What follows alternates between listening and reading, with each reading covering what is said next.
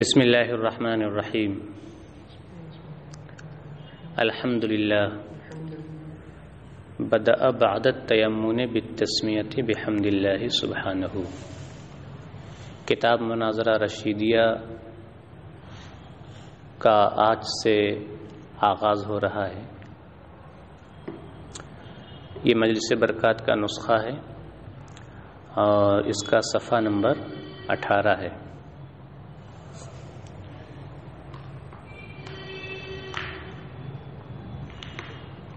اس کتاب میں متن ہے اور پھر متن کے تحت شرح ہے۔ متن کا نام ہے شریفیہ اور متن لکھنے والے ہیں علامہ سید شریف جرجانی علیہ الرحمہ،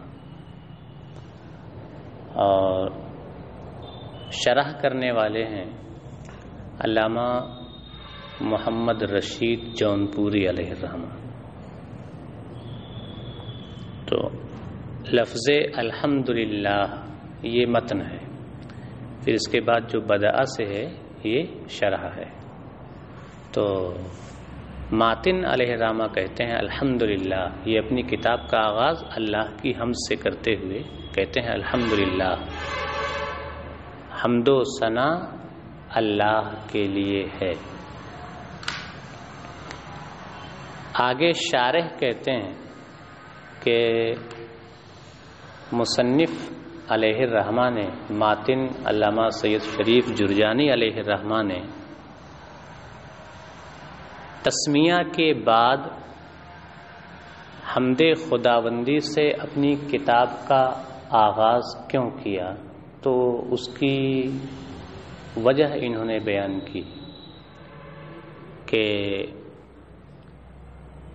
کائنات میں جو سب سے بہتر نظم ہے، یعنی جو سب سے احسن کلام ہے، یعنی قرآن کریم، تو اس کلام احسن میں، اس کلام خداوندی میں بھی یہی اسلوب اختیار کیا گیا ہے کہ پہلے بسم اللہ ہے پھر الحمدللہ ہے۔ تو کلام احسن یعنی قرآن کریم کی اقتدا کرتے ہوئے مصنف نے بھی اپنی کتاب کا آغاز تسمیہ کے بعد حمد خداوندی سے کیا، اور کہتے ہیں کہ مصنف نے، ماتن نے نبی کریم علیہ الصلوۃ کی ایک حدیث پر بھی عمل کیا ہے۔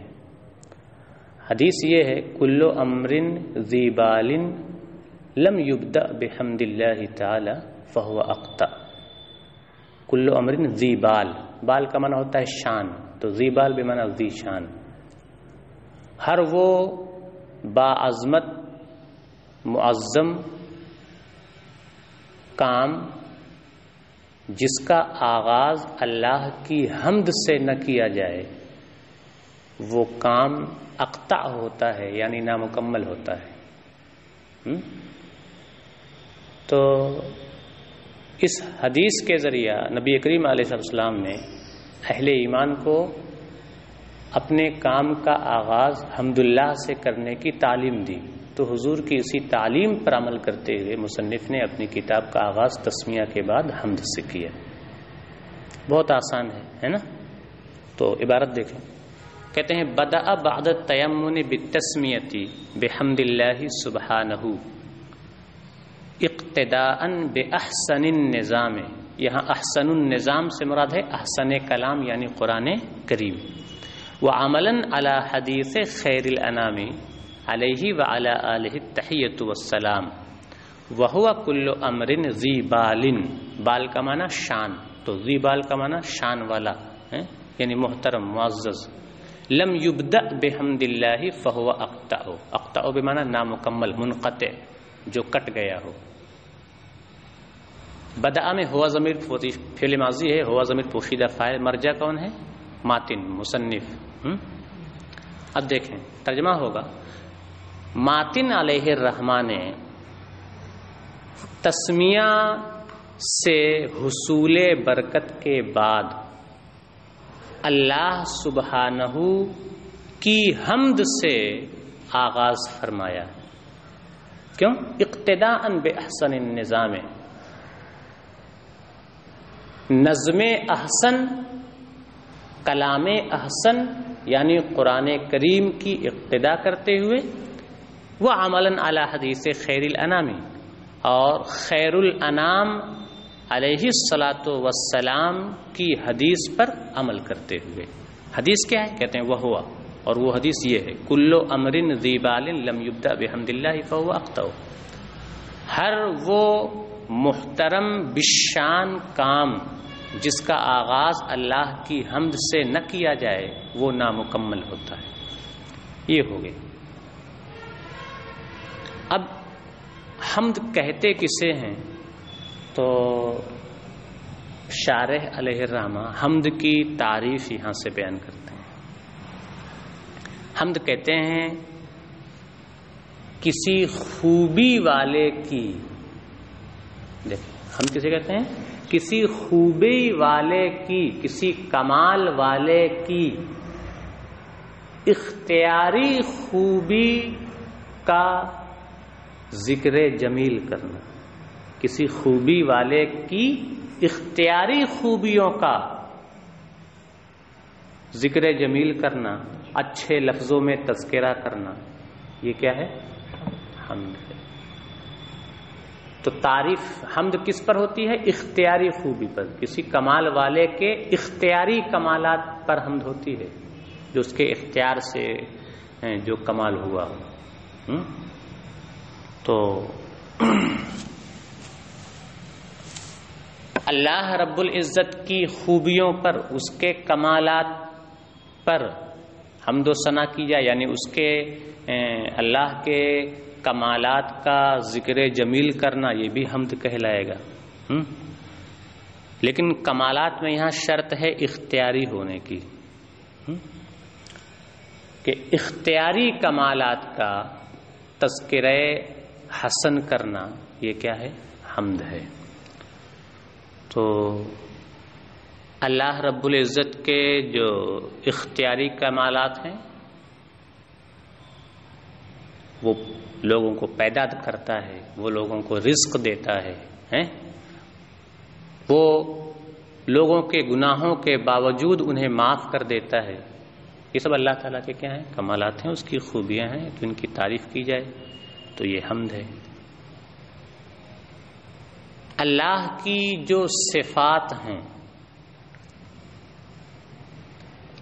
جیسے اس کا علیم ہونا، اس کا بصیر ہونا، اس کا سمیع ہونا، اس کا قدیر ہونا، تو اللہ کی ان صفات پر، یہ بھی صفات کمالیہ ہیں، اللہ کی ان صفات کمالیہ پر اگر اس کی تعریف کی جائے، اگر اللہ کی ان صفات کمالیہ کا ذکر جمیل کیا جائے تو یہ بھی حمد ہوگا، یہ بھی کیا ہوگا؟ حمد ہوگا۔ لیکن یہاں ایک سوال پیدا ہوگا، یہاں سوال یہ پیدا ہوگا کہ حمد کہتے ہیں کسی اختیاری خوبی کا تذکرہ کیا جائے تو یہ حمد ہے، اور اللہ کی جو صفات ہیں، صفات باری تعالی، کیا وہ اختیاری ہیں؟ کیونکہ اختیاری خوبیوں کا مطلب ہوا کہ وہ خوبیاں جن کا صدور اس کے اختیار سے ہو، اس کے ارادے سے ہو، اور جو چیز صادر ہو اختیار اور ارادے سے وہ حادث ہوا کرتی ہے، اور اللہ کی صفات یہ قدیم ہیں، حادث نہیں ہیں، لہذا صفات باری تعالی جب قدیم ہیں، حادث نہیں ہیں، تو پھر اللہ تعالیٰ کی صفات تو اختیاری بھی نہیں ہوئیں۔ تو اگر اللہ تعالیٰ کی ان صفات کمالیہ کا تذکرہ حسن کیا جائے تو یہ حمد نہیں ہونا چاہیے۔ تو شارح نے ایسی تعریف حمد کی ہے کہ وہ اللہ تعالیٰ کی صفات کمالیہ کو بھی کیا ہو جائے گا؟ شامل ہو جائے گا۔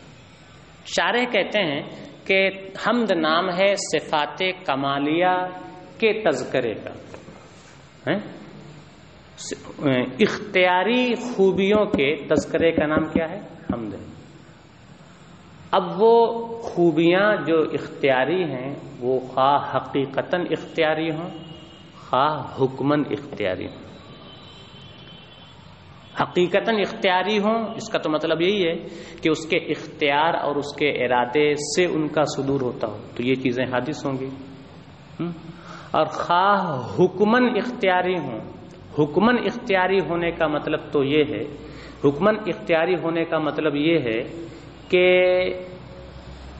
ان خوبیوں کے اقتضاء میں اس کی ذات کافی ہو، کسی اور کی محتاج نہ ہو۔ ان کمالات کے اقتضاء میں، ان کمالات کے تقاضے میں، ان کمالات کے حصول میں اس کی ذات کیا ہو؟ کافی ہو، کسی اور کی محتاج نہ ہو، تو وہ بھی اختیاری ہی کے زمرے میں ایسی خوبیاں آئیں گی۔ اور اللہ تعالیٰ کی جو صفات ہیں، صفات باری تعالیٰ ہیں، یہ اگرچہ حادث نہیں ہیں، قدیم ہیں، لیکن اللہ تعالیٰ کی ذات ان صفات کے اقتضاء میں خود کافی ہے، کسی اور کی محتاج نہیں ہے، تو اس جہت سے وہ اختیاری کے زمرے میں شامل ہو جائیں گی۔ ٹھیک ہے حضرت صاحب، ٹھیک ہے، پھر غور کیجیے، پھر جو سمجھ میں نہ آئے گا وہ اس کو پوچھ لیجیے گا، ٹھیک ہے۔ دیکھیں اب عبارت دیکھیں، شارح کہتے ہیں والحمد هو الوصف بالجمیل علی الجمیل الاختیاری حقیقتاً او حکماً کصفات الباری تعالی۔ وصف کا معنی ہوتا ہے بیان کرنا ہے، اور الوصف بالجمیل کا معنی ہوگا وصف جمیل، یہ با آپ ہٹا دیجیے، وصف بالجمیل کا مطلب کیا ہے؟ وصف جمیل یعنی ذکر جمیل، یا بالجمیل اگر با کا معنی ہی لینا چاہتے ہیں تو آپ یہاں با کے بعد آپ کو ایک لفظ نکالنا پڑے گا، باللفظ الجمیل یا بالکلمات الجمیلہ، اچھے لفظوں کے ساتھ تذکرہ۔ علی الجمیل الاختیاری، جمیل کا معنی خوبی، اختیاری خوبی پر، تو یہاں کا اعلیٰ کا معنی پر نہیں ہوگا، کا ہوگا۔ الوصف علی الجمیل الاختیاری کا معنی ہوگا اختیاری خوبی کا بیان، اختیاری خوبی کا تذکرہ، بالجمیل اچھے لفظوں میں۔ حقیقتاً اور حکمن کا تعلق اختیاری سے، یعنی وہ خواہ اختیاری ہو حقیقتاً، خواہ اختیاری ہو حکمن۔ اب مطلب ہوگا والحمد هو الوصف بالجمیل الجمیل الاختیاری حقیقتاً او حکمن، اور حمد کہتے ہیں اختیاری خوبی کے ذکر جمیل کو، یا تو یہ ترجمہ کر لیجئے یا یوں کر لیجئے، اور حمد کہتے ہیں اچھے لفظوں کے ساتھ اختیاری خوبی کے تذکرے کو، حقیقتاً اور حکمن، خواہ وہ اختیاری خوبی حقیقتاً اختیاری ہو، یعنی خوبی والے کے اختیار اور ارادے سے صادر ہو، او حکمن، یا وہ اختیاری خوبی حکمن اختیاری ہو، اس طور سے کہ وہ اس کے ارادے کے بعد صادر تو نہ ہو کہ حادث ہو جائے، لیکن یہ کہ اس کے اقتضاء میں، اس کے حصول میں اس کی ذات کافی ہو، کسی اور کی محتاج نہ ہو۔ کصفات الباری تعالی، جیسے باری تعالی کی صفات، کہ باری تعالیٰ کی صفات ایسی نہیں ہے کہ پہلے نہیں تھیں، جب اللہ تعالیٰ نے ارادہ کیا تو اللہ کے ارادے کے بعد وہ صادر ہوئیں، ورنہ تو ان کا حادث ہونا لازم آئے گا۔ جب سے اللہ ہے اور ہمیشہ سے ہے تو ہمیشہ سے اس کی صفات بھی ہے۔ ہاں اللہ کی ذات ان کے اقتضاء میں، ان کے حصول میں کافی ہے، کسی اور کی محتاج نہیں ہے، اس لحاظ سے وہ اللہ کی صفات بھی کیا ہوئیں؟ اختیاری ہوئیں۔ ٹھیک ہے، نیچے حاشیے میں لکھا بھی، ابھی میں آپ کو سب بتا دوں گا بعد میں۔ آگے دیکھیں، واللام فیہ للجنس او الاستغراق ويحتمل ان يكون للعهد اشارة الى الحمد المحبوب والمرضي له تعالى المذكور في قوله عليه السلام الحمد لله اضعاف ما حمده جميع خلقه كما يحبه ويرضاه۔ اب یہاں الحمدللہ لفظ الحمدو میں جو الف لام ہے اس کے بارے میں یہ کہتے ہیں کہ الف لام کی تو 4 قسمیں ہیں، تو اس میں جو الف لام ہے یہ کون سا ہے؟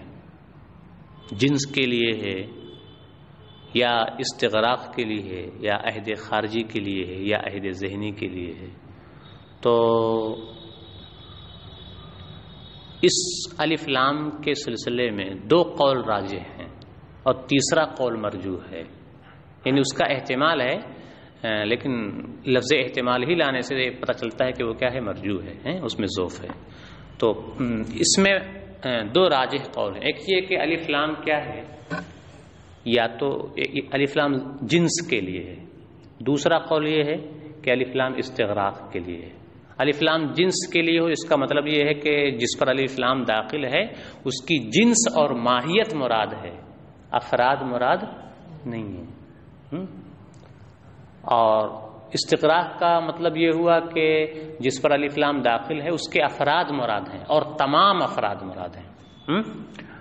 اور الف لام عہد خارجی کے لیے ہو تو اس کا مطلب یہ ہوا کہ الف لام جس پر داخل ہے اس کا فرد مراد ہے، لیکن تمام افراد نہیں مراد ہیں، ایک فرد مشخص اور متعین مراد ہے جو صرف آدمی کے ذہن میں نہیں ہے بلکہ کیا ہے، خارج میں ہے۔ تو 2 قول راجح ہیں، اس جنس کا اور استغراق کا۔ اگر جنس کے لیے مانے تو مطلب ہوگا کہ حمد و ثنا کی جو جنس، ماہیت اور حقیقت ہے وہ کس کے لیے ہے،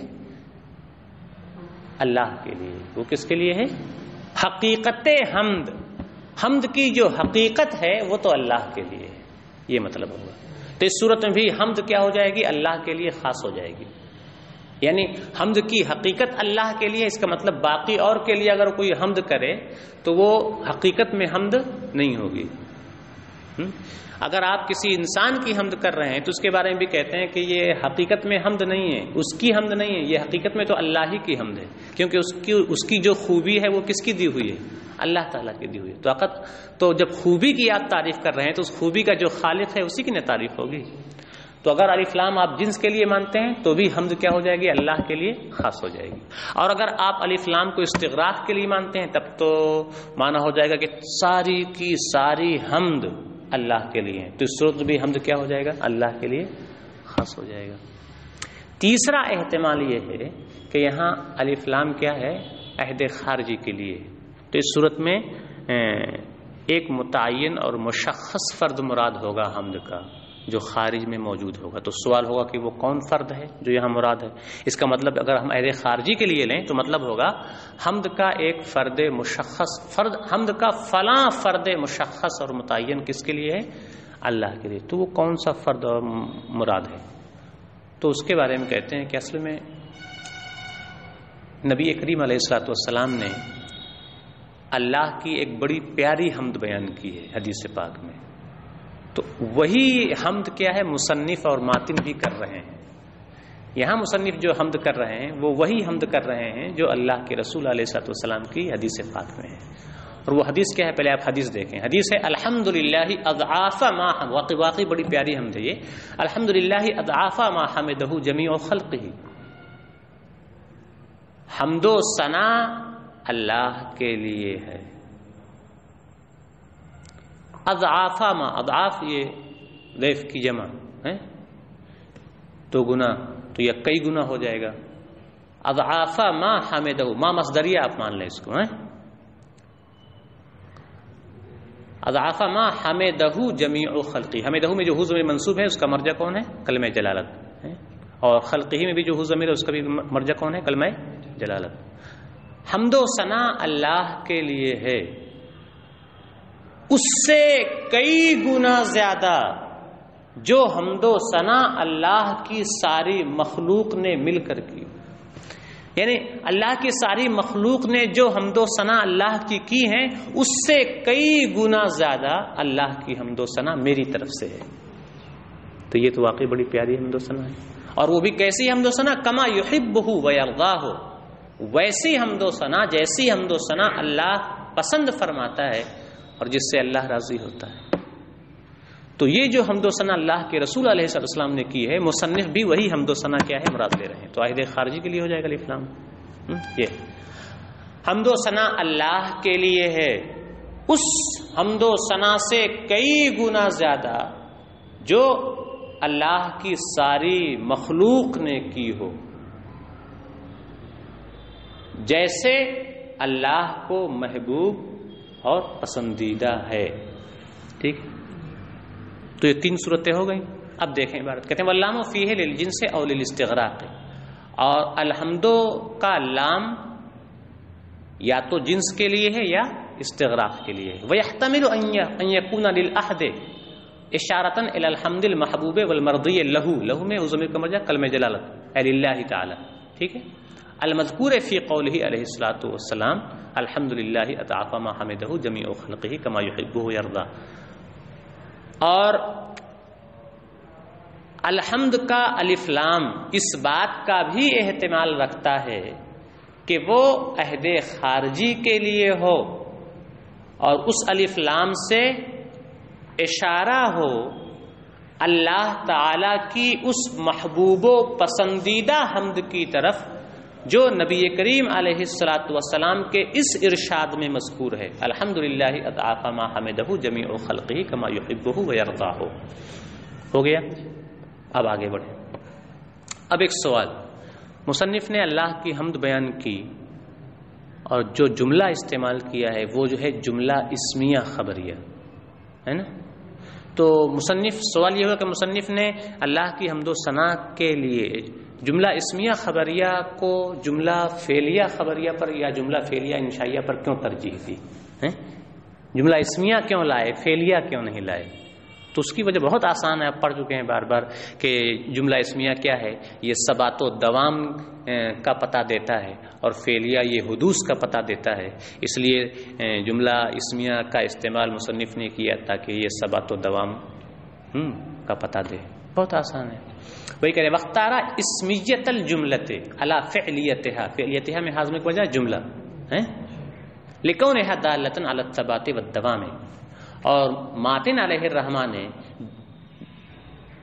جملہ اسمیہ کو جملہ فعلیہ پر ترجیح دی کیونکہ جملہ اسمیہ ثبات و دوام پر دلالت کرتا ہے. ٹھیک ہے. اب ایک سوال یہ کہ مصنف نے الحمدللہ ہی کہا ہے، یعنی لفظ حمد کو مقدم کیا ہے، کلمہ جلالت کو مقدم نہیں کیا ہے، کلمہ جلالت کو مؤخر کیا ہے. تو سوال ہوتا ہے کہ بہتر تو یہ ہوتا کہ کلمہ جلالت کو مقدم کیا جاتا ہے اور للہ الحمد کہا جاتا. تو شارح جواب دیتے ہیں کہ نہیں، بہتر وہی بات ہوتی ہے جو موقع محل کے مناسب ہو.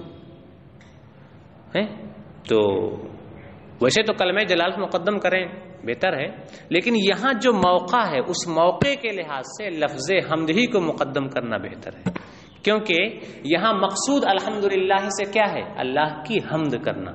تو یہ موقع ہے حمد و ثنا کا، اس لیے اولاً لفظ بھی وہی لایا جائے جو حمد و ثنا پر دلالت کرتا ہو. لہذا اس بنیاد پر لفظ حمد کو کیا ہے؟ پہلے لایا گیا. موقع کہے کا ہے حمد و ثنا کا، اس لیے پہلا لفظ بھی حمد و ثنا ہی والا ہونا چاہیے، اس لیے الحمد کو کیا ہے؟ پہلے ذکر دیا. وہ کہتے ہیں وقدم الحمد لأنه المناسب للمقام. اور ماتن علیہ الرحمٰن نے لفظ حمد کو مقدم فرمایا کیونکہ موقع اور محل کے مناسب یہی ہے. ہو گیا. وہی فی الاصل جملۃ فعلیۃ فیکون انشاء للحمد.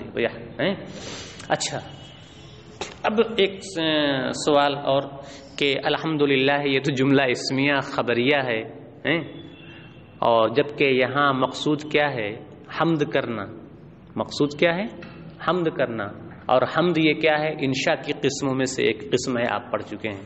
تو یہ جملہ اسمیہ ہے جو کہ خبریہ ہوتا ہے، انشائیہ ہوتا نہیں ہے.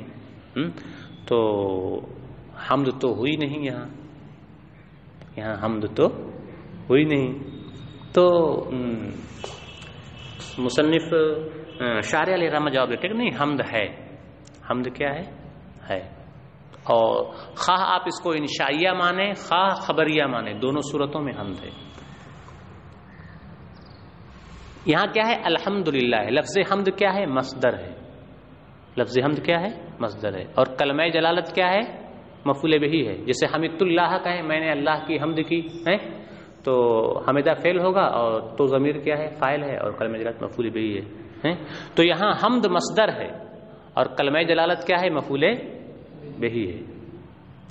اور یہ کلمہ حمد کیا ہے؟ کلمہ جلالت کی طرف مضاف ہے، کیونکہ مضاف ہونے کی دو صورتیں ہیں، حرف جار کے ساتھ مضاف ہے، حرف جار کے بغیر مضاف. یہاں حرف جار کے ساتھ مضاف ہے. تو کہہ رہے ہیں کہ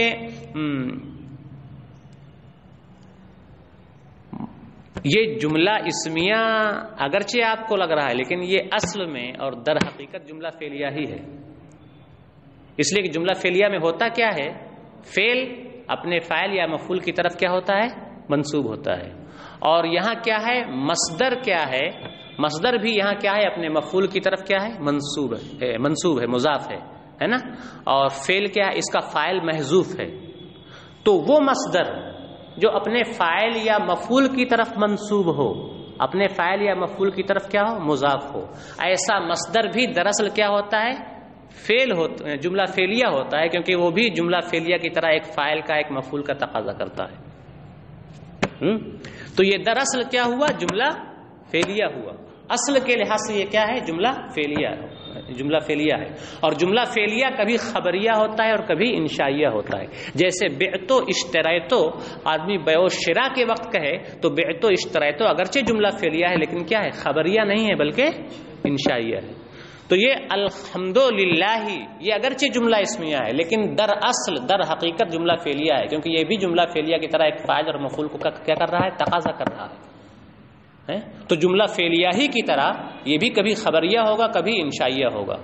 اور یہاں پر یہ کیا ہے؟ انشائیہ ہے. جیسے بعتو اور اشتریتو جب بیع و شراء کے وقت کہا جائے تب وہ کیا ہوتا ہے؟ انشائیہ ہوتا ہے. تو یہاں کیا ہے؟ یہ انشائیہ ہے.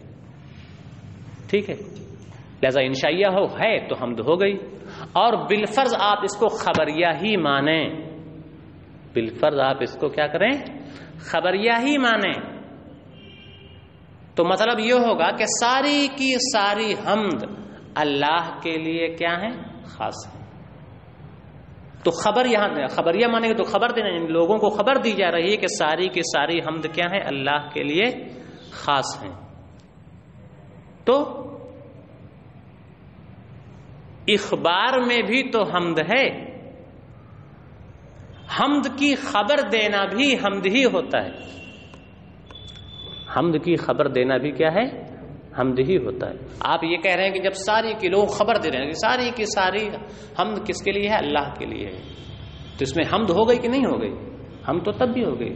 حمد کی خبر دینا بھی کیا ہے؟ عین حمد ہے. تو آپ خبریہ مانے تب بھی کیا ہے؟ حمد ہے.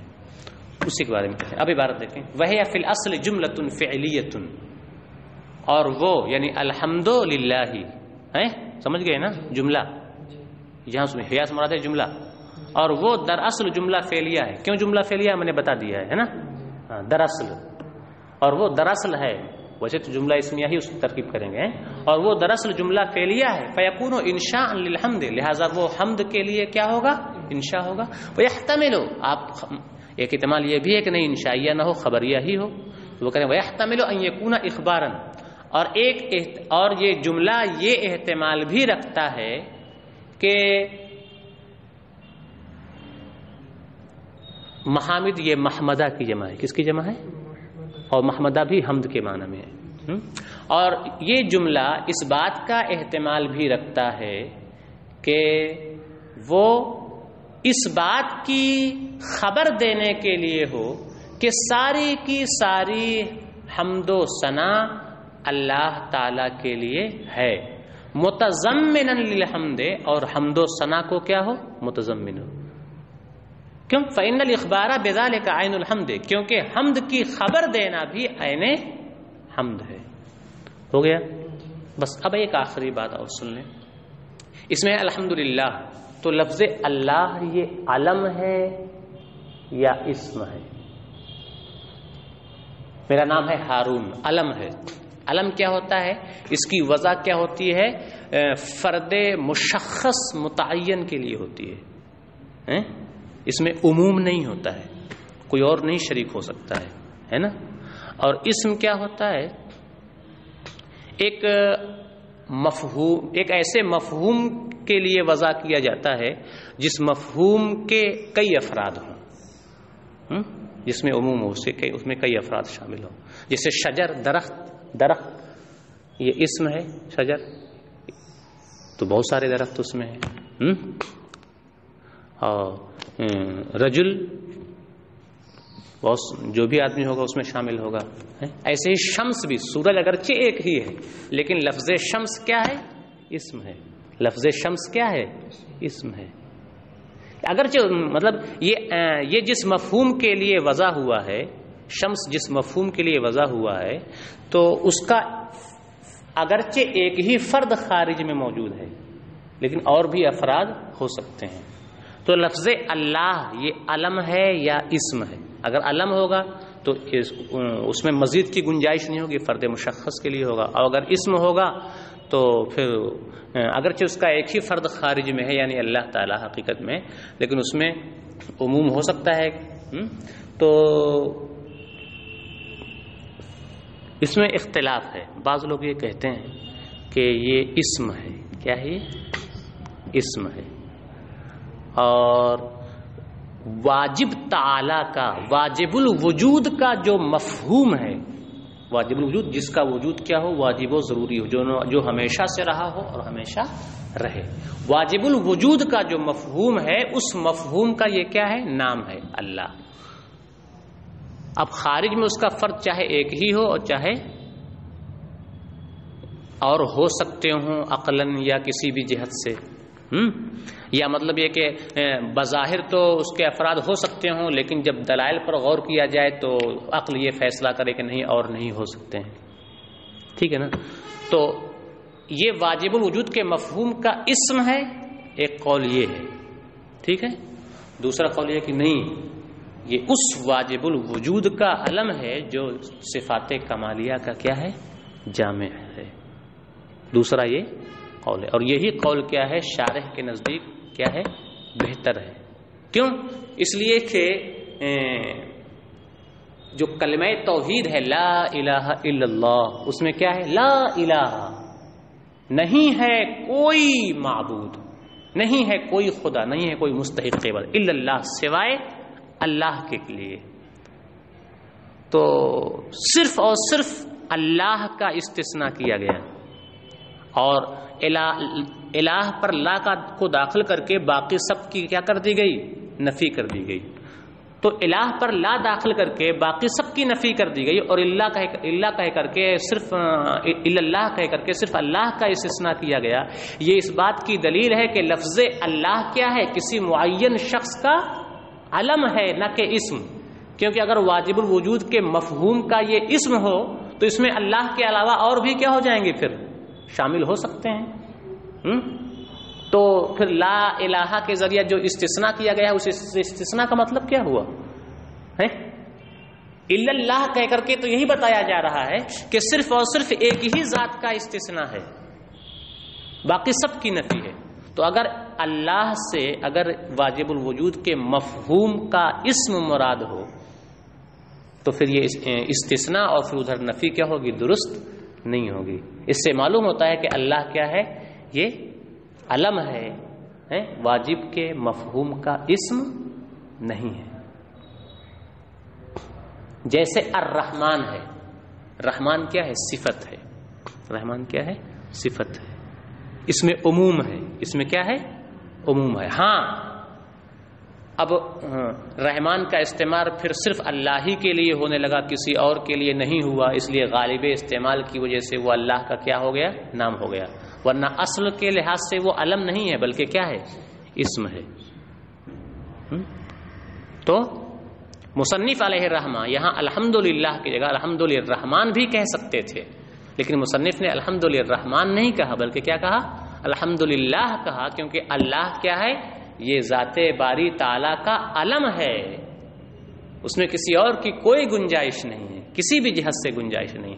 اور لفظ رحمان میں گنجائش ہے. سمجھ گئے نا؟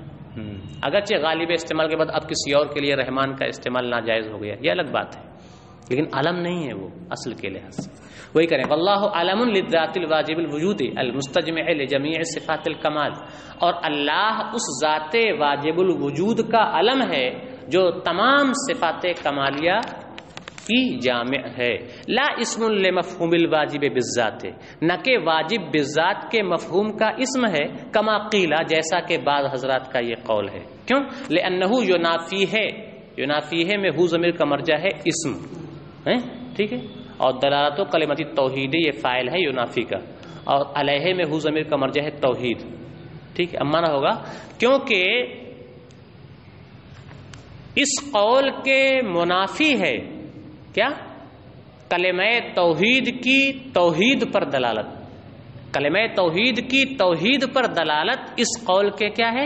منافی ہے، کیونکہ کلمہ توحید توحید پر دلالت تبھی کرے گا جبکہ اللہ میں جو اللہ ہے وہ علم ہو نہ کہ اسم، تبھی توحید پر دلالت کرے گا، کیونکہ توحید کا مطلب ایک، اور جب اللہ میں لفظ اللہ میں اللہ علم نہیں ہوگا تو اس میں دوسرے بھی داخل ہو سکتے ہیں، تو توحید کہاں رہی؟ توحید پر دلالت کہاں رہی ہے؟ تو کلمہ توحید کی توحید پر دلالت کیا ہے؟ اس قول کے منافی ہے۔ وَلِذَلِكَ اخْتَارَ ذَلِكَ دُونَ الرحمن، اور اسی لیے ماتن علیہ الرحمن نے کلمہ جلالت لفظ اللہ کو اختیار فرمایا ہے نہ کہ رحمان کو، اور الحمدللہ کہا ہے، الحمد للرحمن نہیں کہا ہے۔ بس اب یہاں سے کیا ہے؟ دوسری گفتگو شروع ہوگی ہے۔ آج کا سبق یہیں پر مکمل ہوتا ہے۔ السلام علیکم ورحمۃ اللہ وبرکاتہ۔